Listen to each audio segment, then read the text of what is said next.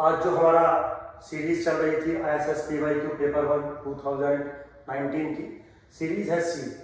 25 तक हम सारे क्वेश्चन कंप्लीट कर चुके हैं। अब 26 से आज हम लोग इस सीरीज में स्टार्ट करेंगे। तो सबसे पहले क्वेश्चन नंबर 26 क्या है? Very simple. For chi² is equal to 2.38 and population size is 200, the coefficient of contingency C for the given data. बच्चों बहुत आसान क्वेश्चन है। डायरेक्ट फॉर्मूला होता है coefficient of contingency C is nothing but under the root of the chi² statistics divided by chi² plus n the population size। ठीक है, under the root of chi² कितना है?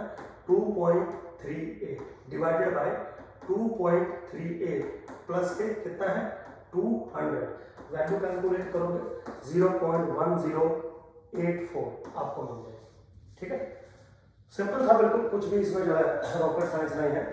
तो B option is the correct option. चलिए आगे चलते हैं।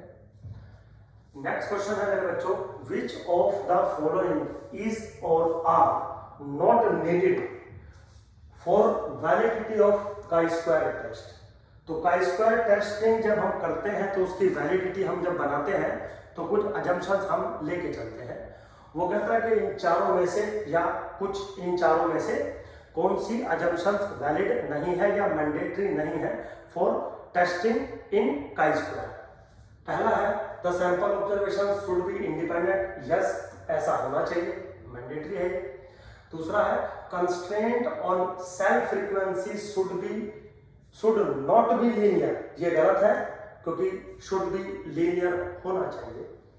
And the total frequency should be reasonably large. बिल्कुल ठीक है, मान के चलते हैं।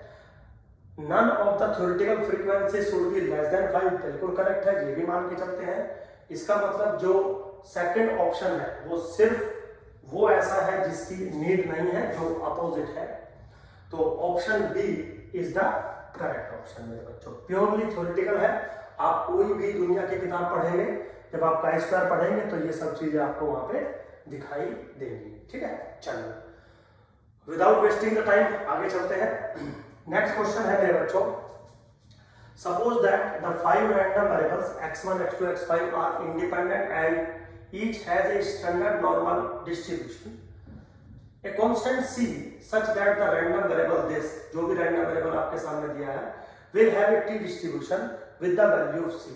बच्चों यहाँ पे वो वैल्यू ऑफ c भी पूछ लेता है। हो सकता है वो ये भी पूछ ले कि ये जिस t को फॉलो करेगा उसका डिग्री ऑफ फ्रीडम क्या होगा। तो अगर आप इसको गौर से देखें तो न्यूमरेटर पार्ट में स्टैंडर्ड नॉर्मल वेरिएट का सम कर रखा है, डिनोमिनेटर पार्ट में स्टैंडर्ड नॉर्मल वेरिएट का स्क्वायर करके सम करके अंडर द रूट कर रखा है। तो गौर से अगर देखें तो numerator part standard normal variate बनाया जा सकता है और डिनोमिनेटर पार्ट है under the root of chi²। ऐसा तभी पॉसिबल है जब आप फिशर्स टी बना रहे होते हैं। तो कहीं ना कहीं जो आपके सामने स्टैटिस्टिक्स लिखा है वो है फिशर्स टी। अब वो आपको बनाना है ताकि आप सी की जो वैल्यू है उसको कैलकुलेट कर सको। कैसे? देखिए, हिंट मैंने आपको दे दिया बनाना कैसे। सबसे पहले तो x1 प्लस x2 किसको फॉलो करेगा? नॉर्मल 0,2। इसको हमें स्टैंडर्ड में बनाना है तो x1 plus x2 by √2 follow करेगा नॉर्मल 0,1 को। Equation number 1। क्योंकि फिशर्स में जो न्यूमरेटर पार्ट होता है वो स्टैंडर्ड नॉर्मल वेरिएट होना चाहिए, डिनोमिनेटर पार्ट जो होता है वो chi² का रूट होना चाहिए। चलिए दूसरा point, x3² plus x4² plus x5² must follow the chi² with 3 degree of freedom. और मेरे बच्चों क्योंकि x1 x2 x3 x4 x5 are independent तो कंफर्म दिस रैंडम वेरिएबल और this random variable must be independent. और अगर ऐसा है तो by the root x1 plus x2 by √2 whole divided by under the root of x3² plus x4² plus x5² divided by that degree of freedom, जो भी degree of freedom chi² का होता है। Now this follow t that degree of freedom, मतलब tn। इसको थोड़ा सा आप सिंप्लीफाई करोगे तो जो √3 है आपका ये ऊपर चला जाएगा और अंदर जो बचेगा वो बिल्कुल सेम ये चीज बचेगी। तो मैं अगर इसको एक सेकंड के लिए चाहूं तो ऐसे लिख सकता हूं, this is √3/2 into x1 plus x2 whole divided by √x3 square plus x4 square plus x5 square and this follow t3। ठीक, तो मैंने अभी बोला था कि कभी कभी हो सकता है कि इसको फॉलो करेगा, किसी क्लास में ये किसी क्वेश्चन में ये पूछ ले तो ये भी आप बता सकते हो। तो c की वैल्यू किसके बराबर बनी? √3/2। ऑप्शन इज बी ऑप्शन बच्चों। बिल्कुल सिंपल है, कोई ऐसा रॉकेट साइंस नहीं है। ठीक, आगे चलते हैं नेक्स्ट क्वेश्चंस की तरफ। Question number 29 again easy question है। कह रहा है x एक रैंडम वेरिएबल है f ऑफ m, n को फॉलो करता है वेयर m और n must be greater than equal to 2। ठीक है, आपको एक्सपेक्टेड वैल्यू बतानी है x into expected value of 1/x। बच्चों बहुत सिंपल है, बस आपको 2-3 बातों का पता होना चाहिए। जैसे नंबर 1, अगर x फॉलो करता है f ऑफ m, n को, तो if and only if 1/x follow करेगा f ऑफ n, n को। जो डिग्री ऑफ फ्रीडम है वो रिवर्स हो जाती है, पहली दूसरे पे आ जाती है, दूसरी पहले पे चली जाती है। अच्छा, दूसरा पॉइंट यहाँ पे ये है कि अगर x फॉलो करता है f ऑफ m, n को, तो एक्सपेक्टेशन ऑफ x बराबर होता है n/n-2। शायद आपने बुक पढ़ते टाइम ये बात ध्यान भी दी होगी कि जो f डिस्ट्रीब्यूशन है उसकी एक्सपेक्टेड वैल्यू प्योरली डिपेंड करती है सेकंड डिग्री ऑफ फ्रीडम पे। तो वेरी सिंपल, अब बाय द सेम रूल अगर हम एक्सपेक्टेशन ऑफ 1/x निकालते हैं तो दिस इज व्हाट m/m-2। बस दोनों की मल्टीप्लाई कर दीजिए। क्वेश्चन में क्या पूछा हुआ है? Expectation of x into expectation of 1/x which is what n into m/n-2 into m-2। That's it. अब देखो ऑप्शन कौन सा बन सकता है? Option number C is the correct option. बिल्कुल सिंपल है।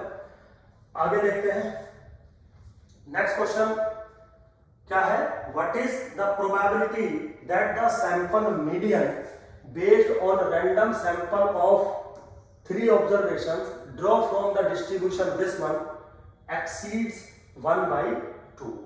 आपको बताना है इस बात की प्रोबेबिलिटी कि जो मीडियन है, ठीक है, मीडियन का जो प्रोबेबिलिटी एरिया है वो 1/2 से एक्सीड करता है।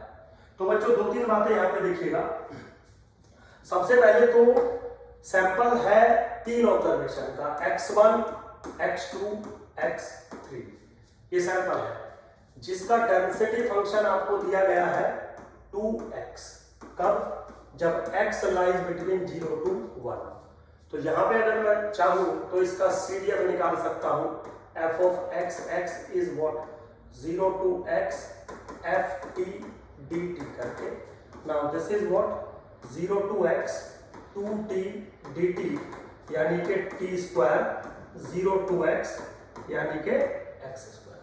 ठीक, तो सबसे पहले तो मैंने बच्चों CDF निकाला, f of x इसके बराबर आ गया x स्क्वायर। ये इंफॉर्मेशन मैंने कलेक्ट कर ली। अब अगर यहाँ पे देखें मैं एक ऑर्डर्ड स्टैटिस्टिक्स बनाऊं, क्योंकि मीडियन की बात कर रहा है तो मीडियन एक ऑर्डर्ड स्टैटिस्टिक्स बनेगा। अब क्योंकि 3 ही ऑब्जर्वेशन है तो जो ऑर्डर्ड स्टैटिस्टिक्स आप बनाओगे x1 is less than x2 is less than x3। So this x2 जो आपने बनाया दिस इज योर मीडियन, जिसके बारे में आप थोड़ा सा बात करेंगे। ठीक है, अब इसका डेंसिटी फंक्शन आपको चाहिए। देखिए एक रूल शायद आपने पढ़ा होगा, अगर आपके पास n ऑब्जर्वेशंस है और आप उसका ऑर्डर्ड अरेंजमेंट करते हैं तो rth ऑर्डर्ड स्टैटिस्टिक्स का जो डेंसिटी फंक्शन मेरे बच्चों बनता है उसको हम fr से डिनोट करते हैं। And this is nothing but 1/बीटा r कोमा n माइनस के r प्लस के 1 into f of x to the power r minus 1 into 1 minus fx to the power n minus r into f of x। ये होता है। अब यहाँ पे चाहिए F2 आपको, क्या चाहिए आपको? F2। इसका मतलब यहाँ पर n की वैल्यू है 3 और r की वैल्यू है 2, तो क्या बनेगा 1/β 2, तो 3 माइनस के 2 1 1, ये आ गया 2 इंटू एफ ऑफ एक्स कितना है एक्स स्क्वायर, तो एक्स स्क्वायर r की वैल्यू कितनी है 2, तो 2 माइनस 1 1, बिल्कुल ठीक है। Now 1 minus x square n minus r, n कितना है 3, r कितना है 2, 1 इंटू एफ ऑफ एक्स किसके बराबर है? एफ ऑफ एक्स है मेरे बच्चों 2x के बराबर। अब जैसे आप इसको सोल्व करोगे वैल्यू आएगी 12x की cube into 1 minus x square. तो जो आपका मीडियन है उसका डेंसिटी फंक्शन आपने कैलकुलेट कर लिया, ठीक। तो चलिए थोड़ा सा लिख देते हैं आपको।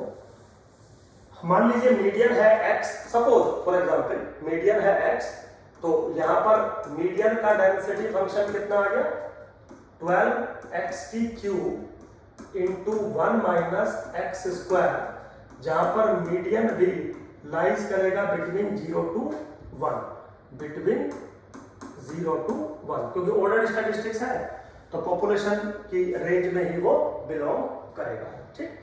तो अब थोड़ा सा क्वेश्चन लेंथी है बट इजी है। क्वेश्चन क्या पूछा हुआ है?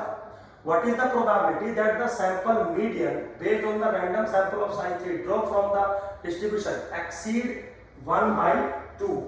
यानी कि probability that पूछा गया है x is greater than 1/2. Now this is very simple. 1/2 to 1, 12x की क्यूब माइनस 12x की पावर 5 इंटू dx। मेरे बच्चों ये पूछा गया है। चलिए जी, तो 12 हमने कॉमन ले लिया, बिल्कुल ठीक है। दिस इज x की पावर 4/4 माइनस x की पावर 6/6, 1/2 to 1, ठीक है मेरे बच्चों। अब आप इसको जब आप सोल्व करेंगे तो आपका रिजल्ट आएगा 27/32।